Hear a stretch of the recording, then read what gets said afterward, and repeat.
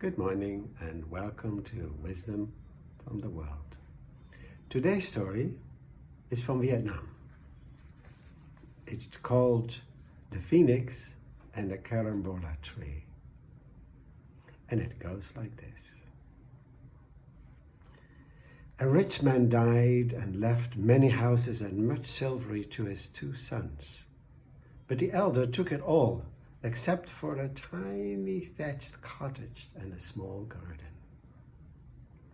The younger son and his wife did not complain, for they did not want to cause a quarrel, and they continued to labor honestly in the fields.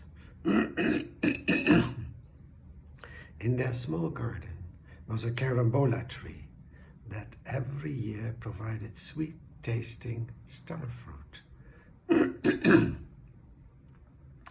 By selling the fruit at the market, they got some extra money to buy rice. And although their life was simple and hard, they were very happy together. Because the fruit of the carambola tree was so sweet, it attracted many birds. The birds were small and they did little damage, so the couple were content to share. One day, a huge phoenix came. The couple were greatly disturbed, for this bird would surely eat up an important part of their livelihood very quickly. They pleaded with the phoenix to spare their fruit. That carambola tree is our most treasured possession. If you eat all that it bears, how can we buy more rice? The phoenix answered, "For each piece of fruit eaten, a piece of gold will be returned. Make a small bag to carry it. I will return for you soon."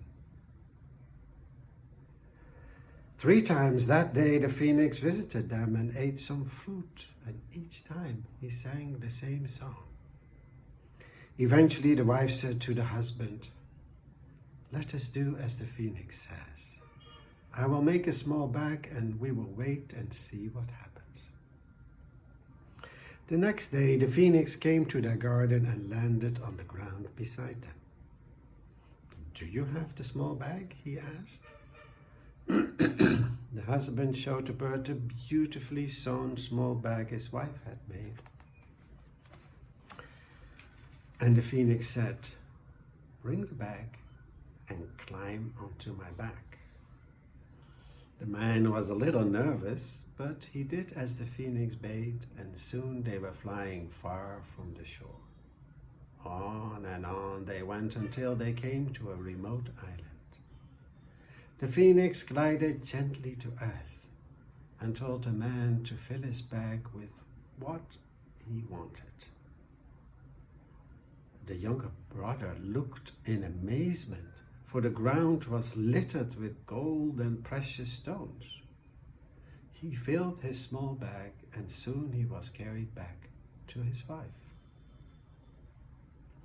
There was enough gold in the bag for the couple to build a small, comfortable home to replace the thatched cottage and to buy some paddy fields. No longer were they hired laborers, but worked their own land and were very happy. The elder brother had not visited them for a long time, so when he did, he was astounded by his brother's good fortune. He listened in wonder to the tale about the phoenix.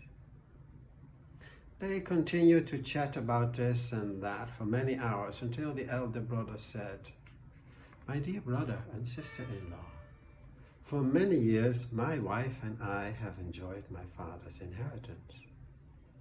We have lived in a beautiful house with a large, fertile garden. Now we have decided it is your turn to enjoy those benefits. We will move from the house and let you live there. In return, all we ask is to be allowed to live in your small home." The younger brother had fond memories of the place where he and his wife had shared hard times and good times, and he did not want to leave. His brother insisted though, so at last he agreed and they exchanged homes. The elder brother and his wife waited eagerly for the Carambola tree to bear fruit, and one day, when the fruit was ripe and sweet, the phoenix returned. They sat under the tree and pretended to cry with anguish at the loss of their livelihood, rubbing their eyes with small pieces of chili. The phoenix looked at them and sang, "For each piece of fruit eaten, a piece of gold will be returned. Make a small bag to carry it. I will return for you soon." When the bird returned the next day, the eldest son was waiting with a large bag. Soon they were at the island, and the greedy eyes of the elder brother gleamed as he stuffed the bag to overflowing with the largest gems, and then he filled all his pocket and his head with gold. Such was the weight of the gold and jewels that on the return journey the phoenix began to tire. He shook his wings once, and the elder brother and the treasure fell into the sea, never to be seen again.